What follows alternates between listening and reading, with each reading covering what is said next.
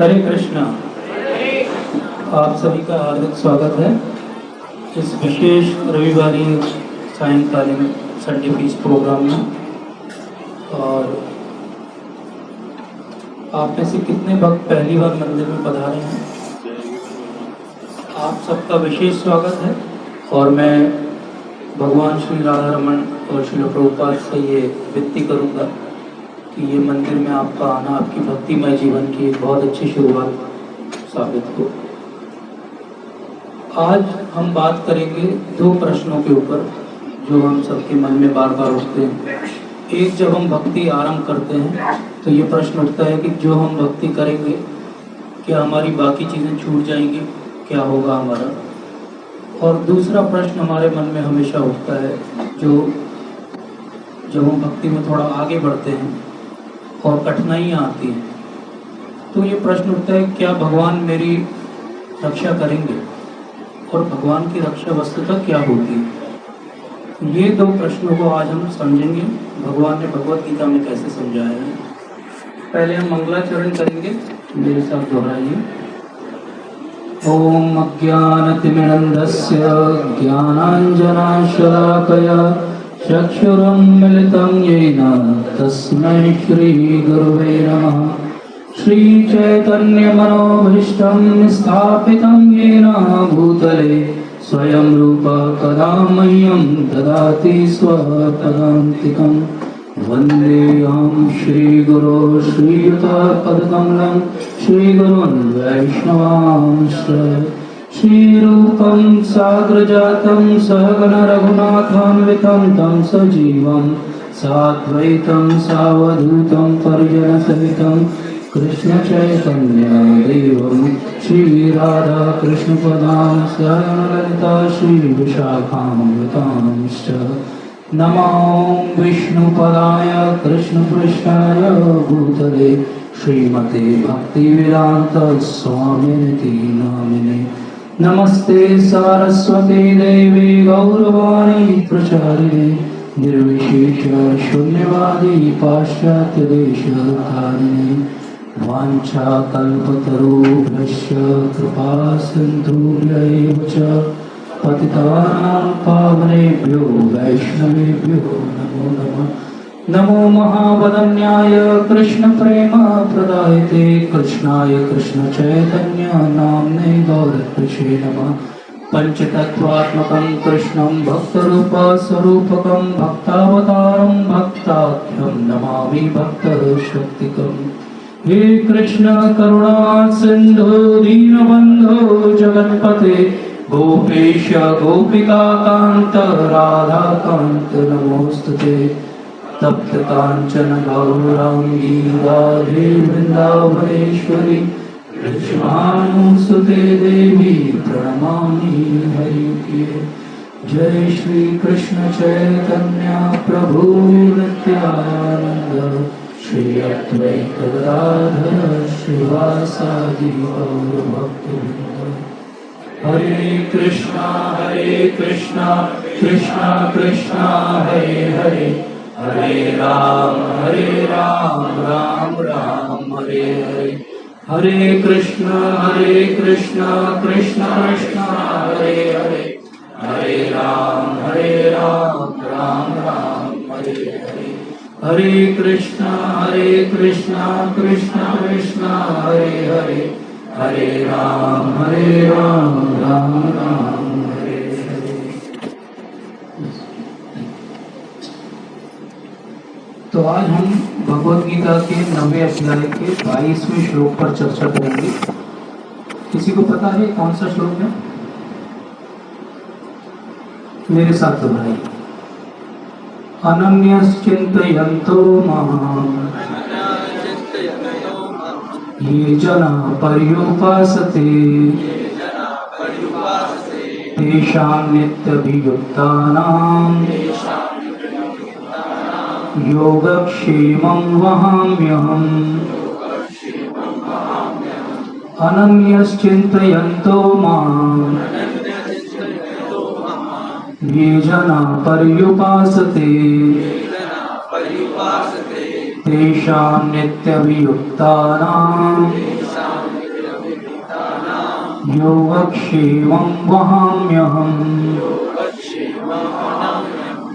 कोई रिपीट करना चाहेगा? आप करें।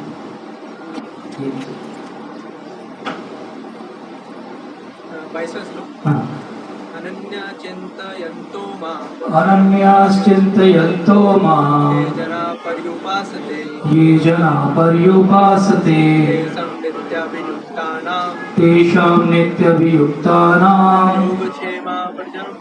योगक्षेमं वहाम्यहम्। माता जी इसमें से कोई रिपीट करना चाहेगा?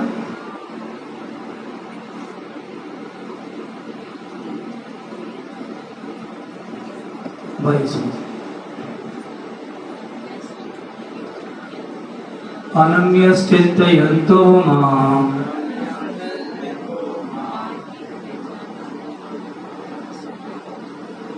चिन्तयन्तो मां ये जना पर्युपासते तेषां नित्यभियुक्तानां योगक्षेमं वहाम्यहम्।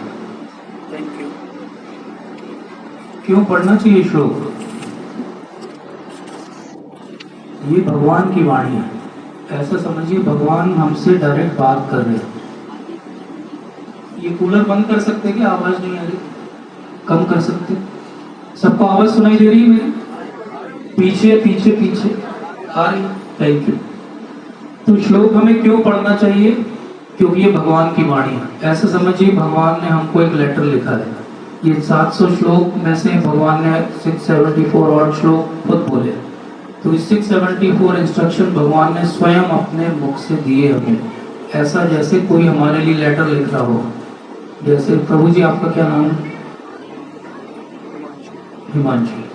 तो जैसे भगवान ने लिखा हो कि डियर हिमांशु अनन्यश्चिन्तयन्तो मां ये जना पर्युपासते you are ever well wisher lord Shri Krishna. तो ऐसा हर श्लोक जब हम पढ़ते हैं तो ये सोचना चाहिए कि ये श्लोक भगवान ने हमारे लिए लिखा है और बहुत पर्सनली लिखा है। जैसे कोई किसी को लव लेटर लिखता है वैसा लिखा है। तो ये भगवान का लव लेटर है हम सबके लिए इंडिविजुअली। हम ये भी नहीं कह सकते कि ये 5000 साल पुरानी बात है तब के लिए वैलिड होगा। ये आज भी वैलिड है और इसी बात को आज हम समझेंगे इस श्लोक से। तो भगवत गीता को अगर हम माने कि कोई ऑर्नामेंट का संदूक है, कोई ऐसा संदूक है जिसमें बहुत सारे गहने रखे हों, तो उसमें से ये एक हीरा है जो 9th चैप्टर का हीरा है। बिल्कुल इस श्लोक को आप समझ लो। जीवन में आपने पूरी भगवत गीता समझ ली, इसके आगे पीछे कुछ मत समझो। इसलिए हम आज इस श्लोक को बहुत अच्छे से समझेंगे। पीछे भी जो है इधर उधर बातें मत करिए, सुनिए। ये आप सबके लिए हो सकता है जीवन बदलने वाला अनुभव हो। क्योंकि एक दिन मैं भी ऐसे ही बैठा था, करीब 20 साल हो गए इस बात, और मैंने भी ऐसे ही किसी को सुना और मेरा जीवन बदल गया। तो आप भी सुनिए। पहला शब्द भगवान कहते हैं अनन्या। अनन्य मतलब और कुछ भी नहीं। अन्य अन जब हम लगाते हैं तो क्या हो जाता है? नहीं। ठीक है। तो अन जब किसी शब्द के आगे लग जाए संस्कृत में तो वो नेगेटिव हो जाता है। अन्य मतलब बहुत सारे। अन्य मतलब और कुछ भी नहीं, केवल एक। क्या करना है? चिंतयन्तु। आप में से कितने लोग चिंता करते हैं? चिंता हाथ ऊपर करिए। मैं देखना चाह रहा हूं कोई एक व्यक्ति जिसको चिंता ना हो। आपको कोई चिंता नहीं? तो एक है चिंता और एक है चिंतन। ठीक है। दोनों एक से शब्द हैं। और एक है चिता। जो चिंता करते हैं वो चिता में जाते हैं, जो चिंतन करते हैं वो भगवान के पास जाते हैं। और जीवन में आप सबने भी हाथ उठाया कि हम सब चिंता करते हैं। तो आज हम चिंतन करेंगे। किसका चिंतन करना है ये भगवान बता रहे हैं। तो चिंता किसकी करना है और चिंतन किसका करना है? माम। माम मतलब मेरा नहीं, उनका। माम मतलब भगवान का। ये क्यों बोला भगवान ने?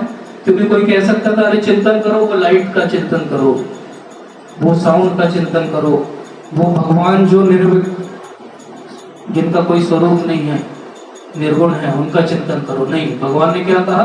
माम। माम मतलब कोई भी साधारण संस्कृत हम सब ने स्कूल में पढ़ी। माम का अर्थ क्या होता है? मेरा। भगवान ये नहीं कह रहे मेरे अंदर के परमात्मा का, भगवान ये नहीं करे वो लाइट जो दिख रही तुमको उसका, वो ओंकार का, उस देवता का नहीं। भगवान ने क्या बोला, माम चिंतन, और चिंतन किसका करो, मेरा करो। तो क्या होगा ऐसा चिंतन करने से? तो जो लोग ऐसा करते हैं, ये जना पर्युपासते, ये जना मतलब ऐसे लोग, ऐसे महानुभाव महात्मा क्या करते हैं, पर्यु उपासते। उपासते, उपासना शब्द हमने सबने सुना है, उपासना मतलब पूजा। पर्युपासते, उपासना के आगे एक और शब्द लगा दे, पर्यु मतलब संपूर्ण रूप से। पर्याप्त शब्द हम सबने सुना संस्कृत में, पर्याप्त, उसी से आया पर्यु, वही धातु है। पर्यु उपासते मतलब ऐसी उपासना जो पूर्ण तरह केवल भगवान के लिए हो, पर्यु उपासते। तो ऐसी जब कोई उपासना करता है तो क्या करते हैं भगवान उसका, तेषाम नित्य अभियुक्ता नाम, तेषाम, तेषाम मतलब उस व्यक्ति का, किस व्यक्ति का, जो ये ऊपर वाली लाइन फॉलो कर रहा है, आपका मेरा नहीं, उस व्यक्ति का जो ऊपर वाली लाइन को क्वालिफाई करेगा। तो पहले क्वालिफाइंग है, उसके बाद क्या कह रहे हैं, तेषाम नित्य अभियुक्ता नाम, नित्य मतलब सदा, हमेशा, ऑलवेज। अभियुक्ता नाम, जो अभियुक्त है, मतलब हमने ये अभियुक्त शब्द बहुत पेपर में पढ़ते हैं, ये रॉबरी का अभियुक्त है, ये इस चीज का अभियुक्त है, ये जेल में है। ऐसे ही अभियुक्ता नाम मतलब अपने आप को युक्त कर दो, काय में युक्त कर दो, भक्ति में युक्त कर दो। तो ऐसा व्यक्ति जो अपने आप को भक्ति में युक्त कर दे, ऐसे व्यक्तियों की क्या भगवान पूर्ति करते हैं, योगक्षेमम वहाम्यहम, तीन चीजें करते हैं भगवान उनके लिए। क्या क्या करते हैं, योगक्षेमम वहाम्यहम। योग क्या होता है, हिंदी में हम सबने देखा एक और एक का योग दो होता है। योग मतलब जुड़ना, योग मतलब ये मेरे पास अभी नहीं था, प्रभु जी आए उन्होंने मुझे दे दिया, तो ये क्या हो गया, योग हो गया। अब मेरे पास एक पानी का बोतल है, ये मेरा पानी की बोतल के साथ योग हो गया, योग हो गया। क्षेम क्या होता है, हाँ, कृपा बोल सकते हैं भगवान के परिप्रेक्ष्य में। यहाँ पर भगवान क्या कर रहे हैं, कह रहे हैं कि जो कुछ आपके पास है उसकी मैं सुरक्षा करूंगा। वहां में हम मतलब मैं वाहन करता हूँ, वाहन हमने सबने सुना, वाहन शब्द वही वहां में हम है, मतलब वो कैरी करते। जैसे हम एक वाहन में बैठते हैं तो वाहन हमें एक जगह से दूसरी जगह कैरी करता है, ऐसे ही भगवान हमारी दो चीजें कैरी करके साथ में चलेंगे हमारे। क्या चीजें हैं वो दो, योग और क्षेम। अब अगर इसको अच्छे से समझे, हम दिमाग में थोड़ा सा एनालाइज करें, तो एक्चुअली हम पूरे जीवन में केवल यही दो चीजें कर रहे हैं, योग और क्षेम। कैसे, जो हमारे पास नहीं है हम चाहते हैं, जो हमारे पास है वो बचा रहे, ये तो कर रहे हैं। आज मेरे पास बैंक में 5 लाख हैं, तो मैं चाहता हूँ 5 लाख बने रहे और 1 लाख और आ जाए। तो ये क्या हो रहा है, योग क्षेम। जो मेरे पास है वो बचा रहे और जो नहीं है वो मुझे मिल जाए, तो यही तो हम चाह रहे हैं। तो भगवान भी तो यही कह रहे हैं कि जो आपके पास है वो बना रहेगा, और जो नहीं है, जिसकी इच्छा है आपको, वो मैं लाके दूंगा, और खुद भगवान लाके देंगे। तो अब ये क्या बात हो गई, वहाम्यहम। फिर से भगवान ने पहले श्लोक में पहली लाइन में माम बोला, फिर से अहम बोल दिया, ताकि कोई कंफ्यूजन न रहे। कौन करेगा ये ड्राइवरी का काम, कौन ले जाएगा योगक्षेम को वाहन में बैठा के, मां, मैं ले जाऊंगा, और कोई नहीं ले जाएगा, और कोई नहीं करेगा। कौन करेगा, स्वयं भगवान करेंगे। तो इसका अर्थ क्या हुआ, अभी तो हमने केवल शब्दों का अर्थ समझा। किसी भी श्लोक को हम जब समझते हैं तो पहला उसका शब्दार्थ समझते हैं, फिर उसका भाव अर्थ समझते हैं। तो भगवान ने जो बोला उसका भाव अर्थ क्या है, किंतु जो लोग अनन्य भाव से मेरे दिव्य स्वरूप का ध्यान करते हुए निरंतर मेरी पूजा करते हैं, उनकी जो आवश्यकताएं होती हैं उन्हें मैं पूरा करता हूँ, और जो कुछ उनके पास है उसकी मैं रक्षा करता हूँ।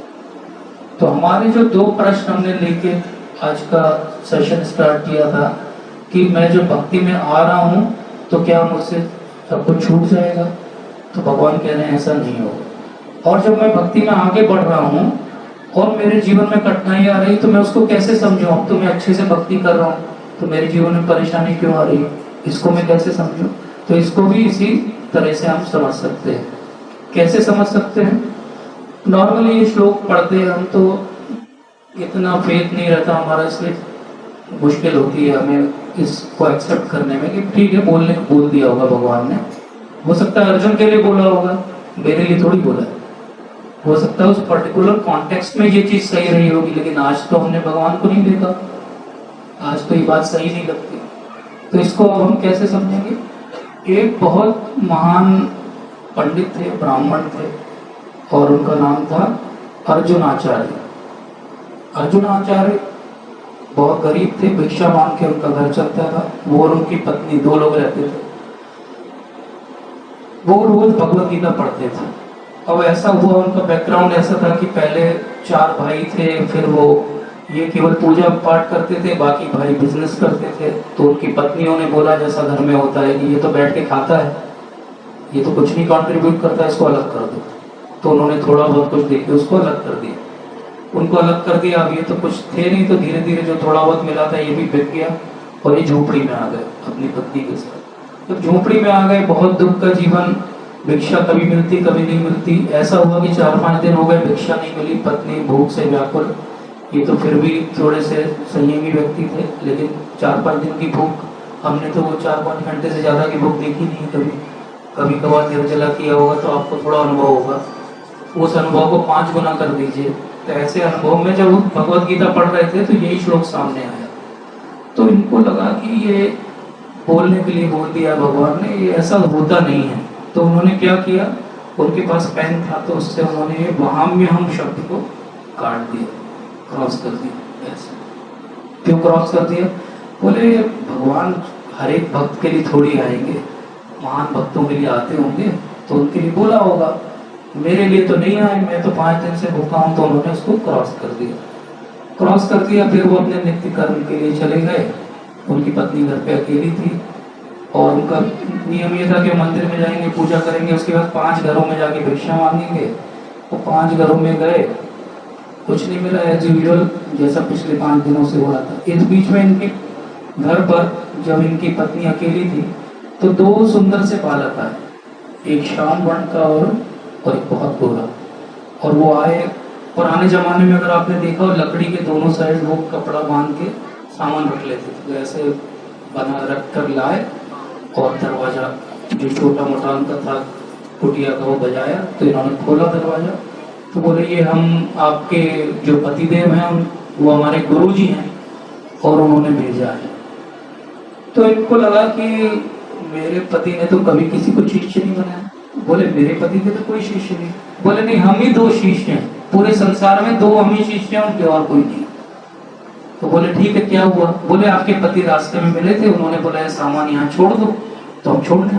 बोले ठीक है, रखो। उनको लगा कि किसी ने बड़ा दान दे दिया, लगता है लॉटरी निकली। तो वो जब रखने के लिए झुकने लगे, तो पीठ में उनके देखा कि बहुत कोड़े के निशान है और खून निकल रहा है। तो उन्होंने बोला इतने सुंदर बालक, इनको कोड़े किसने मार दी? श्री राधा रमन जी की जय। इनको कोड़े किसने मार दी? तो एक स्त्री की तो ममता होती, उन्होंने पूछा कि क्या हो गया बच्चों, इतने सुंदर हो तुम, ये किसने तुम्हें मारा? बोले आपके पति ने मारा। बोले मेरे पति तो क्रूर हो ही नहीं सकते, हो तो ब्राह्मण है।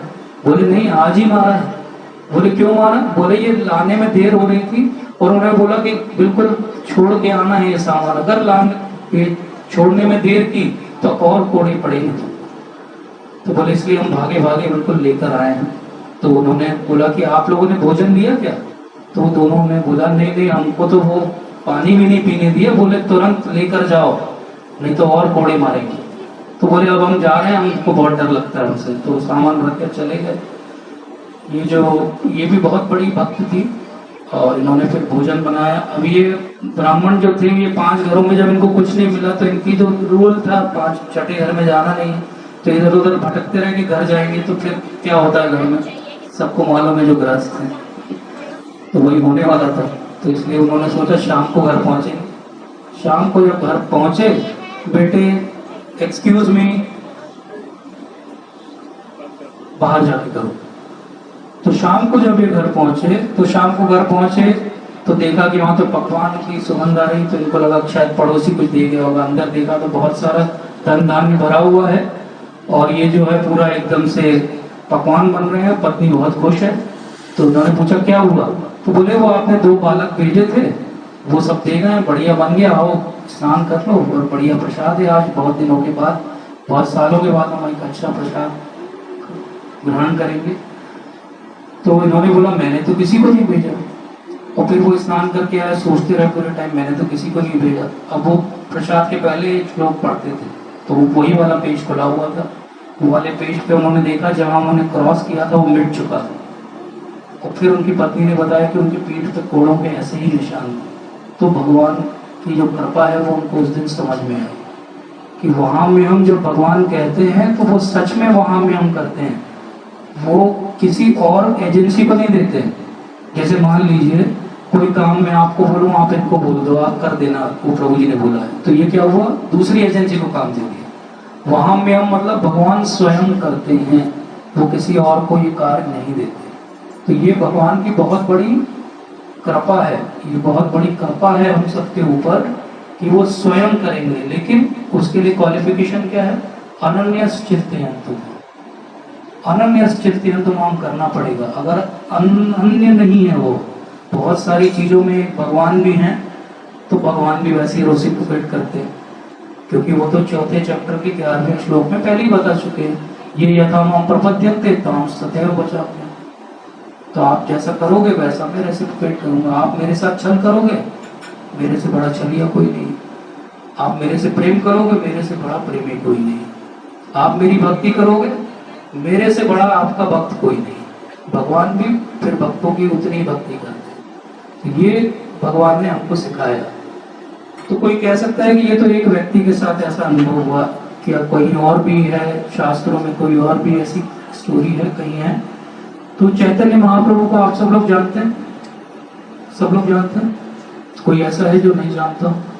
चैतन्य महाप्रभु स्वयं भगवान हैं, राधा कृष्ण के युगल अवतार हैं, प्रेम पुरुषोत्तम है।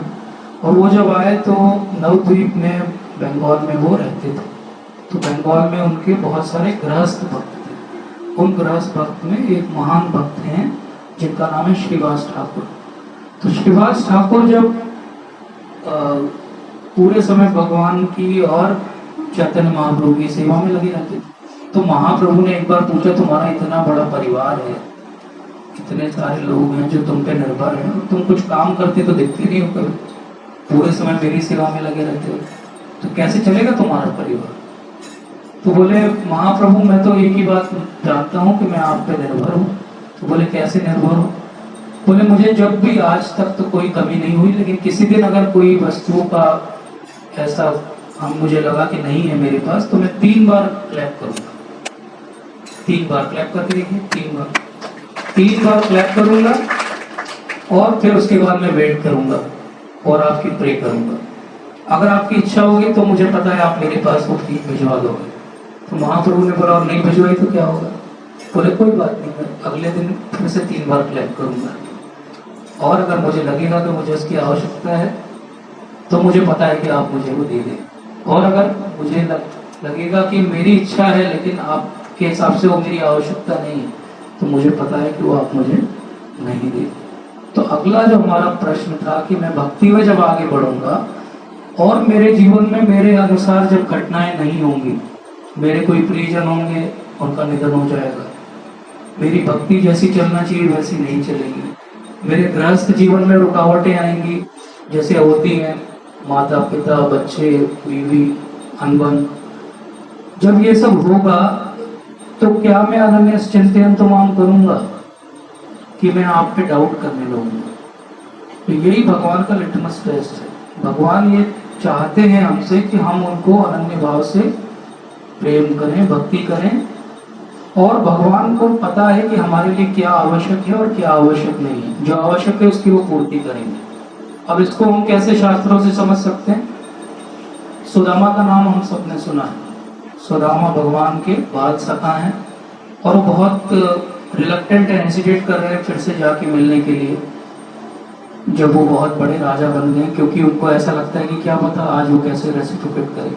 जैसे हम सबके साथ होता है ऐसा, हमारा कोई क्लासमेट हो और बाद में कोई मंत्री बन जाए, बड़ा बिजनेसमैन बन जाए, हम मोस्टली अवॉइड करते हैं उससे इंटरेक्ट करना, पता नहीं वो कैसे बिहेव करेगा। हमारे एक्सपेक्टेशन रहते हैं वो वैसा ही मिले जैसे पहले मिलता था, लेकिन नॉर्मली संसार में ऐसा होता नहीं। लेकिन भगवान ने क्या किया? भगवान ने जैसे सुना कि सुदामा ब्राह्मण आए हैं, वो सब कुछ छोड़ के भागे और सारे गेट क्रॉस करके मेन गेट से उनको अपने अंदर सबसे मेन उनकी जो रानी है रुक्मिणी, उनके पास लेकर आए, अपने सिंहासन पर बैठाया। और पंखा कौन झल रहा है? रुक्मिणी देवी है। और भगवान उनके पांव पखार रहे हैं और उस जल को ग्रहण कर रहे हैं। तो ये हैं भगवान। तो एक सुदामा को उन्होंने सामने कुछ भी नहीं दिया और जो वो लाए थे पोहा वो भी खा लिया। लेकिन जब सुदामा अपने घर पहुंचे तो उसकी जगह वो एक महल था। तो कोई कह सकता है वाह, तो मैं भी भगवान की भक्ति करूंगा, मेरा महल कब बनेगा? तो अब हम दूसरा एग्जाम्पल देखते हैं। परीक्षित महाराज। परीक्षित महाराज के पास तो सब कुछ था, पूरे संसार के राजा थे, किसी चीज की कमी नहीं थी, यंग थे और डायनेमिक थे और भगवान के भक्त भी थे। लेकिन क्या हुआ? क्या हुआ परीक्षित महाराज के साथ? श्राप मिल गया। क्या श्राप मिल गया? 7 दिन है बस आपके पास, काउंटडाउन हैज बिगन। तो उन्होंने क्या किया? अब ये उनकी लाइफ में रिवर्सल आया। वो उन्होंने भगवान की भक्ति नहीं छोड़ दी कि भगवान आपके बिहाफ पे मैं पूरे संसार में राज कर रहा हूँ, धर्म की स्थापना कर रहा हूँ, इतना बड़ा राजा हूँ, इतना पावरफुल, आपने श्राप क्यों दिलवा दिया? इसको वापस करवाइए। हम में से कोई होता तो लेटर लेके पहुंच जाते अप्लाई करने के लिए, काइंडली रिमूव दिस श्राप from my CV so that I can continue my rulership. लेकिन उन्होंने क्या किया? जैसे ही उन्हें पता लगा, सब कुछ छोड़ के वो गंगा जी के किनारे पहुंच गए और बोले अब क्या करूंगा मैं 7 दिन? भगवान की भक्ति करूंगा। तो भगवान को पता है कि कौन कैसे भक्ति करेगा। सुदामा भक्ति कब करेगा? जब उसकी वाइफ सेटिस्फाई हो जाएगी, उसके पास थोड़ा ऐश्वर्य रहेगा, तो वो अपना समय भक्ति में दे पाएगा। लेकिन परीक्षित भक्ति कैसे करेगा? परीक्षित भक्ति जब करेगा जब उसका सब कुछ छूट जाएगा और सब जगह से फ्री हो जाएगा। तो हम में से कौन कैसे भक्ति करेगा, कौन ऐश्वर्य पाने पे भगवान को नहीं भूल जाएगा, भगवान जानते हैं। तो जो ऐश्वर्य पाने पे भगवान को नहीं भूलेगा उसको भगवान ऐश्वर्य देंगे। जो ऐश्वर्य पाने पे भगवान को भूल जाएगा, चांस है, उसको ऐश्वर्य नहीं देंगे। जो भक्ति में आगे बढ़ेगा उसका सब कुछ छीन लेंगे, ताकि अनन्य वर्ड तभी चरितार्थ होगा जब आपके जेब में कुछ भी नहीं रहेगा। क्या आप सारे रिवर्सल में भगवान को याद करते हो? आज आपके घर में जो कुछ भी है, 1 सेकंड के लिए सोचिए, और बैंक में जितना कुछ है, और आप यहाँ से बाहर निकलो और पता चले कुछ भी नहीं, तो क्या आप भगवान को तब भी भक्ति करते रहोगे? कितने लोग हैं? Very good, I have a good association, thank you so much. आपका संग मुझे भी पवित्र करेगा, क्योंकि मैं ऐसा नहीं हूं, शायद कभी बनूं। तो इसलिए हमको क्या देखना है? हमको ये मानना है कि भगवान हमारे लिए सबसे अच्छा करेंगे हर सिचुएशन में। जब हमारे लिए कोई वस्तु का पाना अच्छा होगा भक्ति के लिए, तो हमें वो दिलवाएंगे। जब हमारे लिए वो वस्तु का पाना हमारी भक्ति में बाधक होगा, तो भगवान उसको नहीं दिलवाएंगे। तो अब प्रश्न उठता है कि ठीक है, हमने समझ लिया कि भगवान हमें हर तरह से प्रोटेक्ट करेंगे, हमें क्या करना है? अनन्य चिंतन माम करना है, अनन्य रूप से भगवान की भक्ति करनी है। तो कैसे करेंगे हम ये अनन्य रूप से भक्ति? भक्ति के कितने टाइप्स होते किसी को पता है?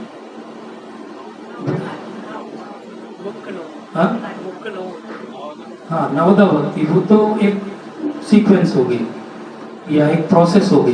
बट ओवरऑल हम भक्ति को, किसी कोई व्यक्ति भक्ति कर रहा है तो वो अपने आप को कैसे एनालाइज करे कि मैं कैसी भक्ति कर रहा हूँ? तो उसके लिए भक्ति को तीन रूप से डिवाइड किया। एक को कहते हैं कैवल्य भक्ति या अनन्य भक्ति, जिसकी भगवान यहाँ पर बात कर रहे हैं। कैवल्य या अनन्य भक्ति का मतलब होता है कि केवल भगवान और भगवान की सेवा और भक्तों की सेवा और कुछ भी नहीं, इसको कहते हैं अनन्य भक्ति। इसके अलावा दूसरी भक्ति होती है जो कर्म मिश्र भक्ति होती है या योग मिश्र भक्ति होती है। इसका अर्थ क्या होता है? भक्ति मेन कंपोनेंट है लेकिन साथ में कर्म भी है। जैसे बहुत सारे लोग कर्मवादी हैं हम में से, कि हम अच्छा काम भी करेंगे, साथ में हम थोड़ा बहुत अगरबत्ती भी घुमा लेंगे, कभी कभी मंदिर भी आ जाएंगे।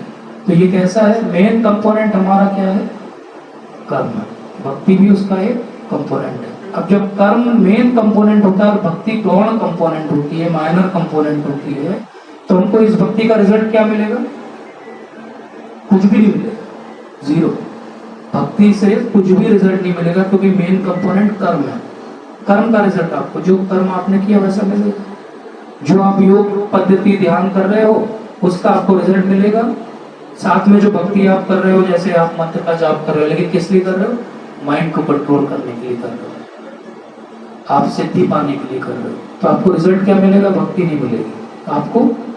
हाँ, योग में सिद्धि मिल जाएगी, आप एक टांग पे 20 साल खड़े रह जाओगे, आप और भी बहुत सारी सिद्धि होती है, हवा में उड़ पाओगे।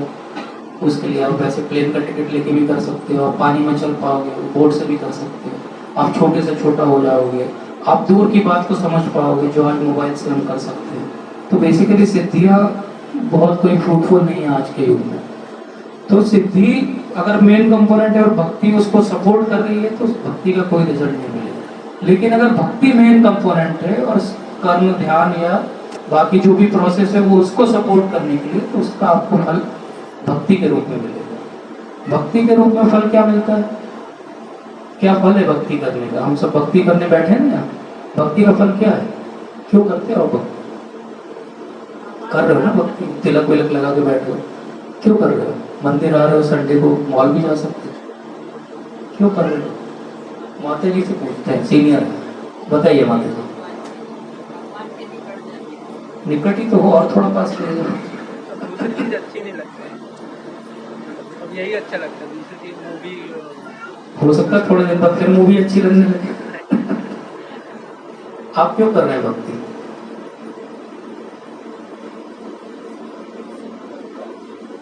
भगवत प्राप्ति, वेरी नाइस। भगवत प्राप्ति, तो भगवान की प्राप्ति। हाँ प्रभु जी बोलिए। आत्मा की शुद्धि के लिए। आत्मा तो पवित्र है हमेशा, आत्मा पे तो कोई लांछन नहीं लग सकता, आत्मा को काटा नहीं जा सकता, जलाया नहीं जा सकता, सुखाया नहीं जा सकता। आत्मा तो हमेशा पवित्र है, भगवान का अंश। आत्मा कभी अशुद्ध नहीं। कृष्ण के लोक में जाने के लिए क्या करनी वहां जाके? अब आया बात, अब आया पॉइंट जो मैं कह रहा था। भक्ति हम कर रहे हैं भगवान की सेवा करने के लिए, सिंपल है। इसलिए प्रभुपाद भक्ति को कैसे ट्रांसलेट करते हैं? Devotional service. सर्विस जोड़ दिया प्रभुपाद का, ये बहुत जीनियस है, उन्होंने सर्विस वर्ड जोड़ दिया। सर्विस मतलब सेवा। तो हम भक्ति मतलब डिवोशनल सर्विस क्यों कर रहे हैं? ताकि हमको सेवा मिले, और फिर जब वो सेवा करेंगे तो क्या मिलेगा? मेवा मिलेगा।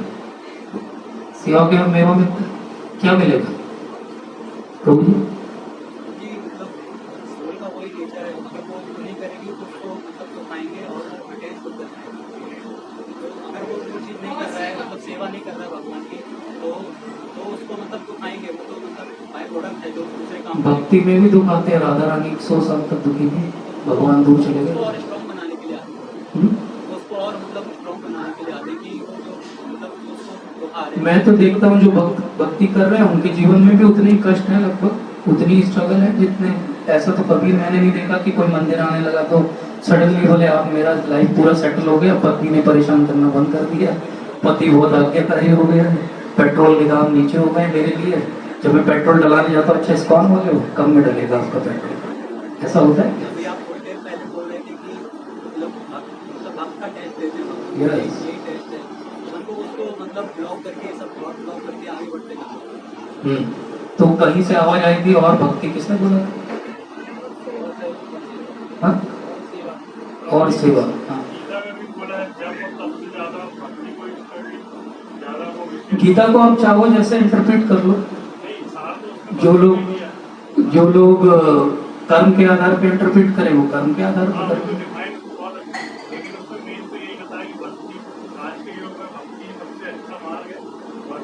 क्यों अच्छा है वही तो समझना है।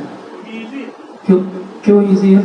मुझे तो बड़ी मुश्किलें आती है भक्ति करने में, जब में ध्यान नहीं लगता, नींद आ जाती है। कितने लोगों को जब में ध्यान लग जाता है? मेरा तो नहीं लगता, नींद आने लगती है।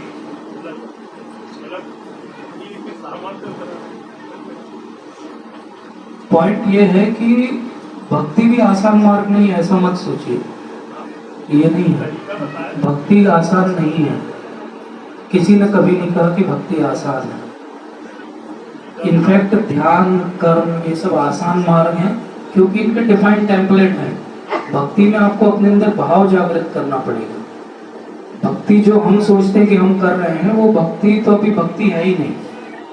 अब हम उसी बात पे आ रहे हैं जो हमने कहा था कि 3 तरह की भक्ति होती है। ये 3 तरह की भक्ति में सबसे अच्छी भक्ति भगवान ने यहाँ बताई कि अनन्य रूप से भगवान का चिंतन करना सबसे अच्छी भक्ति है। ये पहला कॉन्सेप्ट। दूसरा कॉन्सेप्ट जो हम सब लोग यहाँ भक्ति कर रहे हैं, ये साधन या वैधि भक्ति है। मतलब एक प्रोसेस है जिसको हम फॉलो कर रहे हैं। जैसे अप्रेंटिसशिप होती है, इंटर्नशिप होती है, जैसे प्रैक्टिस होती है, ऐसे हम वैधि भक्ति या साधन भक्ति कर रहे हैं। अभी हम में से कोई भी अनन्य चिंतन तो मान के धरातल पे नहीं है। अभी अगर यहाँ अर्थ पे आने लगे तो कोई भी नहीं बचेगा, सब बाहर भाग जाएंगे, भगवान को उठाना भी भूल जाएंगे। होगा ऐसा कि नहीं होगा? बिल्कुल होगा, मुझे मालूम। अभी आपको सायरन की आवाज आने लगे, आग लगती है, आप में से कितने लोग यहाँ बचेंगे? नहीं, हम तो यहीं मर के जाएंगे। अपने को बचाएंगे, बचाएंगे कि नहीं बचाएंगे? भक्ति में तो ऐसा नहीं होता। मैं तो हूँ ही, भगवान है बस। तो हम में से कोई भी उस धरातल पे नहीं है। इसलिए कभी कभी ऐसा लगता है ना कि मंदिर गए तो बहुत भाव आ गया, आंखों में अश्रु आने लगे, अरे वाह मेरे जैसा महान भक्त कोई नहीं है। ये गलत नोशन है, ये केवल हमारी मनगढ़ंत भाव है। क्योंकि वो भाव के स्तर पे आएंगे। अभी तो हमारी आधो श्रद्धा ही नहीं है, श्रद्धा ही हमारी पक्की नहीं है। अभी तो हमारा साधु संग और भजन क्रिया ही नहीं है, रुचि निष्ठा आसक्ति नहीं है। तो भाव और प्रेम की बात करते हैं। अब आजकल क्या हो गया, यूट्यूब है, कोई कुछ भी सुन सकता है, कोई इंटरनेट है, अमेजोन है, कोई कुछ भी बुक मंगा के पढ़ सकता है। लेकिन इससे हमारी भक्ति कभी नहीं बढ़ने वाली, ये बात समझिए। जब तक हम वैधि भक्ति में पारंगत नहीं होंगे, हम भाव भक्ति या प्रेम भक्ति पे नहीं जा सकते। ये लिखा हुआ है और ये ट्रुथ है। तो कभी भी भाव भक्ति के लेवल पे मत सोचिए, कोई भी नहीं है हममें से, मैं भी नहीं, कोई भी नहीं है। भाव भक्ति बहुत हाईएस्ट पराकाष्ठा है भक्ति की। भाव, महाभाव, प्रेम, ये सब हम शब्द बोल सकते हैं बस, क्योंकि हमने पढ़ लिया। हम उनका इंटरप्रिटेशन नहीं समझ सकते। हम क्या कर सकते हैं? वैधि भक्ति कर सकते हैं। और वैधि भक्ति का मतलब हो गया नाम का जप करना, 4 नियमों का पालन करना। नाम का जप करना मतलब हरे कृष्ण कृष्ण कृष्ण हरे हरे, हरे राम राम राम हरे हरे। इस नाम का जप करना है माला पे। आप में से कितने लोग माला पे जप करते हैं? कितने लोग 16 माला करते हैं? तो सबसे पहले 16 माला के धरातल पे आइए। जब तक आप 16 माला के धरातल पे नहीं है, जो प्रभुपाद ने दिया है, जब तक आप 4 नियमों का पालन नहीं कर रहे हैं, आपकी वैधि भक्ति शुरू ही नहीं हुई। जब तक आपने इनिशिएशन नहीं लिया, आपकी प्रोसेस ही चालू नहीं हुई। तो उसके पहले जो भी हम सोच रहे हैं हम तो बहुत महान भक्त हैं, नहीं है ऐसा। सॉरी टू से, but this is a fact. ये रियलाइज करना जीवन में बहुत जरूरी है। जैसे आप किसी बड़े मॉल में जाते हो तो आप मैप देखते हो, वहाँ एक एरो लगा रहता है, यू आर हियर। जब आप उसको देखते हो तब आपको समझ में आता है, अच्छा मैं यहाँ हूँ तो अब मुझे कहाँ जाए। ऐसे ही भक्ति के मैप में आप पहले समझिए कि मैं हूँ कहाँ पे। तो मैं कहाँ पे हूँ? मैं वैधि भक्ति शुरुआत करने की प्रक्रिया में हूँ। मेरी वैधि भक्ति भी शुरू नहीं हुई। अब वैधि भक्ति का अर्थ क्या हो गया? 16 माला 4 नियम। जब हम 16 माला 4 नियम के लेवल पे स्थिर हो जाए कि अब मेरी 16 माला रोज होती है, कुछ भी हो जाए, मैं बीमार भी हूँ तो भी होती है, मेरे जीवन में बहुत संकट आते हैं तो भी होती है, और मैं 4 नियमों को किसी भी सूरत में नहीं तोड़ता हूँ। जब ऐसा हो जाए 1 साल, 2 साल, 4 साल, 10 साल, तब हम सोच सकते हैं कि हाँ मेरी भक्ति में थोड़ी प्रगति हो। लेकिन भगवान ने तो यहाँ का अनन्य स्थिर तो अब 16 माला तो 2-2.5 घंटे का काम है। तो फिर उसके बाद अनन्य स्थिर तो हम कैसे करेंगे? और अगर नहीं करेंगे तो भगवान की बात पूरी नहीं होगी, तो भगवान हमारी केयर नहीं करेंगे। भगवान ने तो बोला मैं तो केयर उनकी करूंगा जो इस कैटेगरी में आएंगे, बाकी के लिए मैं सोचता ही नहीं हूँ। उसके लिए माया है, माया देखेगी उनको क्या करना है, उसके लिए उसके उनके प्रारब्ध है, वो उनको देखेंगे क्या होगा उनका। ये रियलिटी है शास्त्र की। कोई आजकल ये बात नहीं करता क्योंकि सुनने वाला को बुरा लगता है। उनको लगता है अरे मतलब मैं कुछ भी नहीं कर रहा हूँ, तो बुरा लगता है तो अगले लेक्चर में कोई नहीं आता है। क्यों नहीं आता है? बोले अच्छी बात करो, बॉलीवुड के गाने सुनाओ, 2-4 जोक सुनाओ तो उनको अच्छा लगता है। लेकिन असलियत क्या है? जब तक आप 16 माला 4 नियम बहुत लंबे समय अच्छे से नहीं करते हो, कम से कम 1 घंटे शास्त्रों का रोज अध्ययन नहीं कर रहे हो, आपकी भक्ति में जीरो प्रगति है, कुछ नहीं है, दिखावा है। ये केवल क्लब हाउस है। आओ, खाना खाओ, बढ़िया बात करो, म्यूजिक सुनो, डांस करो, चले जाओ। ये तो क्लब में भी करते हैं, क्या नया? सोशल नेटवर्किंग है। फिर ये माता जी बैठ के यीशु की बुराई करे, प्रभु जी उसकी बुराई करे, सब बोले ये गलत है, वो गलत है, ऐसा होना चाहिए, चलो चले, हाँ चलो हो गया, संडे प्रोग्राम समाप्त। तो ये नहीं है, ये भक्ति नहीं है। भक्ति क्या है? भक्ति है अनन्यास चिंतयन्तु माम। तो अनन्यास कैसे करेंगे उसका मैं टिप दे रहा हूँ। वो टिप ये है कि 16 माला 4 नियम और साथ में बाकी समय भगवान के लिए कुछ कार्य करना, क्योंकि हम 16 माला से ज्यादा हम में से कोई भी नहीं कर पाए। हम कभी कभी करते हैं, 32 भी कर लेते हैं, 64 भी कर लेते हैं, लेकिन कैसे करते हैं वो हमको मालूम। हमारी तो 16 ठीक से नहीं होती। तो वो केवल फॉल्स कॉन्फिडेंस देने के लिए हमको, अरे क्या हम 32 भी कर लेते हैं, 64 भी कर लेते हैं, अरे भाई 16 तो कर लो ठीक से, एक तो कर लो ठीक से, एक नाम तो ठीक से ले लो, एक बार कृष्ण तो भाव से बोल दो। और आप 32 और 100 और 128 की बात करते, 132 की बात करते, वो दिखावा है, कुछ नहीं। जैसे हम बाहर जमाने में दिखावा करते हैं, बड़ी गाड़ी खरीदते, ऐसे हम यहाँ पे ज्यादा माला करके दिखावा कर रहे हैं और कुछ नहीं हो रहा। ये रियलिटी है, ये सच है। अच्छा लगे ना लगे, ये सच है। और इसीलिए हमारे मन में बहुत सारे द्वेष आते हैं, हमें हर किसी में परेशानी दिखने लगती है। क्यों दिखने लगती है? माला करो ना अच्छे से, सारी परेशानी समाप्त हो जाएगी। तो टिप क्या है? टिप ये है कि बाकी समय हम भगवान की कैसे सेवा कर सकते हैं, उसमें अपने आप को नियोजित करें। कैसे कर सकते हैं हम सेवा? हमारे कलीग्स को, हमारे परिवार को भक्ति में ला सकते हैं। हम क्या कर सकते हैं? हमें जो भी किसी ने कुछ पावरफुल पोस्ट दी है, कोई इन्फ्लुएंस दिया है समाज में, उससे हम भक्ति में आगे कैसे खुद बढ़ सकते हैं और कैसे दूसरों को बढ़ा सकते हैं, उस पर ध्यान दे सकते हैं। तो हम अपने समय का बहुत अच्छा सदुपयोग कर सकते हैं अगर हम इस अनन्यस चिंतयन्तु माम कॉन्सेप्ट को समझ लें कि 16 माला 4 नियम एक दूसरी कैटेगरी है, जो 16 माला 4 नियम अच्छे से करती है, लेकिन 16 माला के बाद माला की झोली को अलग रख देती है और भगवान को बाकी 22 घंटे के लिए भूल जाती है। ये भी गलत है। तो एक वो कैटेगरी है जो दिखावा कर रही है कि हम बहुत माला करते हैं, वो भी व्यर्थ है। हम भाव में हैं, वो भी सहजिया है। और एक वो कैटेगरी है जो कर रही है अपना काम, लेकिन 2 घंटे के बाद बाकी 22 घंटे वो कर्मी जैसा जीवन जी रही है, वो भी गलत है। तो अनन्यस चिंतयन्तु माम का अर्थ क्या हुआ कि आपको अनन्य रूप से हमेशा भगवान के बारे में सोचना पड़ेगा। तो ये हम कैसे कर सकते हैं?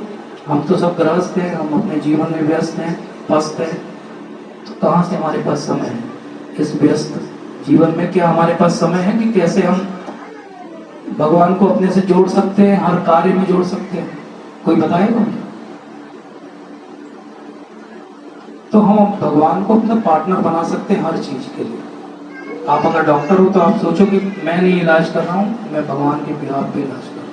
आप बिजनेसमैन हो तो आप ये समझो कि मैं ईमानदारी से बिजनेस करूंगा, क्योंकि मैं भगवान का एजेंट हूँ बिजनेस करने के लिए उन्होंने दिया। आप अगर एक होम मेकर हो, घर में अपने बच्चों को इतने अच्छे संस्कार दो कि ये जो बच्चे हैं ये भगवान ने मुझे दिए हैं कि मैं इनको अच्छा वैष्णव बना के समाज की सेवा में लगूं। तो हम हर तरफ से हर अपना बेसिक कार्य करते हुए भी भगवान की सेवा में नियुक्त कर सकते हैं अपने आप। ये कोई बहुत डिफिकल्ट प्रोसेस नहीं है, इस सेंस में ये इजी है। लेकिन ये कॉन्सेप्ट क्लियर होना चाहिए कि पूरे समय केवल नाम लेने से क्या मुझे भगवान मिल जाएंगे? नहीं मिलेंगे। सेवा नहीं करोगे तो नहीं मिलेंगे। इसका उदाहरण क्या है? एक माँ हो जो बच्चे को हमेशा बोलती हो बेटा आई लव यू, जब दिखे तब बेटा आई लव यू, बेटा आई लव यू, लेकिन उसको खाने को कुछ नहीं देती है। कैसी माँ है वो? अच्छी माँ है? अच्छी माँ नहीं है। क्यों नहीं अच्छी माँ? क्योंकि केवल बोलना नहीं, करना भी है। तो केवल नाम लेना नहीं है, सेवा भी करनी है। केवल नाम लेते रहेंगे, सेवा कुछ नहीं करेंगे तो कुछ नहीं होगा। इसलिए जब प्रभुपाद कहते हैं कि this process is simple for the simple people and complicated for the complicated, तो जब मैंने आपसे कहा था कि भक्ति बहुत मुश्किल है, तो आप जितना उसको मुश्किल बनाओगे उतनी मुश्किल है, जितना आप उसको इजी बनाओगे इजी है। अगेन ये यथामाम प्रबंध थे। भगवान वैसे ही रेसिप्रोकेट करेंगे जैसा आप उनके साथ बिहेव करो। आप सिंपल रहोगे, भगवान सब कुछ सिंपल कर देंगे आपके लिए। आप खुद अनुभव करोगे इसे। और आप अगर कोई भी हिडन एजेंडा लेके आओगे तो भगवान तो आपका पास्ट भी जानते हैं, आज का भी जानते हैं, फ्यूचर भी जानते हैं। वो आपको कहाँ फंसाएंगे और आपको समझ में भी नहीं आएगा, और आपका भक्ति भी छूट जाएगा, भक्तों का संग भी छूट जाएगा। ये मैंने होते हुए अपने इतने सालों में देखा है। इसलिए मैं सबको ये रिक्वेस्ट करता हूँ कि आप मंदिर आ रहे हैं, ये हमारी सुकृति है। लेकिन ये सुकृति का अर्थ क्या हुआ? हमारी जो सुकृति थी वो मंदिर आने में हमने खर्च कर दी, अब नहीं बची, अब अर्न करनी पड़ेगी। जैसे 5 स्टार होटल में खाना खाने गए तो 5,000 रुपए दे दिए आपने, दे दिए, वो अगली बार खाना खाने के लिए फिर 5,000 रुपए चाहिए, नहीं तो अगली बार 5 स्टार होटल में एंट्री नहीं मिलेगी। ऐसे ही जब हम मंदिर आए तो हमारी सुकृति खर्च हो गई। जब तक हमने सेवा नहीं की वो सुकृति नहीं आएगी वापस। तो जो भी मंदिर केवल आते जाते हैं टूरिस्ट जैसे, उनका आना जाना बंद भी हो जाता है। जो आते हैं और सेवा करते हैं वो मंदिर में रुके रहते हैं, क्योंकि वो भगवान के गेस्ट हैं। इसलिए प्रयास क्या करना चाहिए? मंदिर में आ रहे हैं तो हमारा भाव सेवा का भाव होना चाहिए, और कोई भाव नहीं होना चाहिए। तो एक बार हम अंत में फिर से श्लोक को समझते हैं। अन्यश्चिन्तयन्तो मां ये जना पर्युपासते तेषां नित्यभियुक्तानां योगक्षेमं वहाम्यहम्। तो श्रील प्रभुपाद के द्वारा तात्पर्य और अनुवाद। किंतु जो लोग अनन्य भाव से मेरे दिव्य स्वरूप का ध्यान करते हुए निरंतर मेरी पूजा करते हैं, उनकी जो आवश्यकताएं होती हैं उन्हें मैं पूरा करता हूँ, और जो कुछ उनके पास है उसकी मैं रक्षा करता हूँ। किसी को कोई डाउट, कोई प्रश्न, कोई शंका, कोई त्रुटि सुधार तो ले सकते हैं, और अगर नहीं तो मैं प्रभुपाद का तात्पर्य पढ़ूंगा।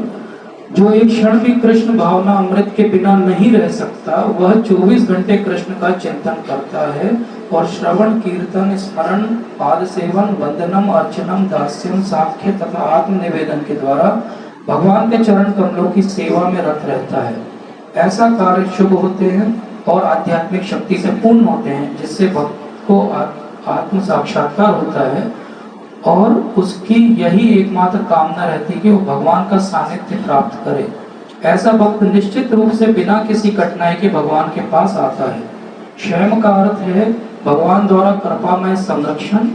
भगवान योग द्वारा पूर्णतः कृष्ण भावना भावित होने में सहायक बनते हैं, और जब पूर्ण रूप से कृष्ण भावना भावित भक्त हो जाता है तो भगवान उसे दुखमय बद्ध जीवन में फिर से गिरने से उसकी रक्षा करते हैं।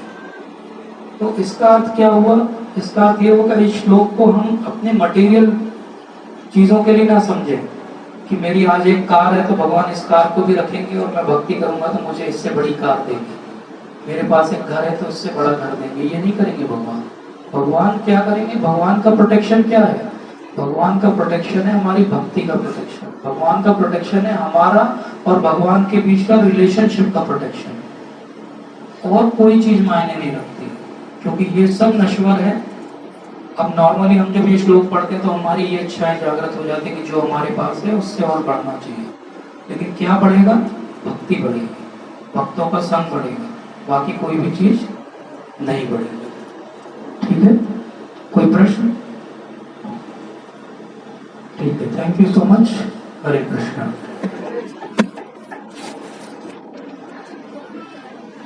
जय श्री प्रभुपाद।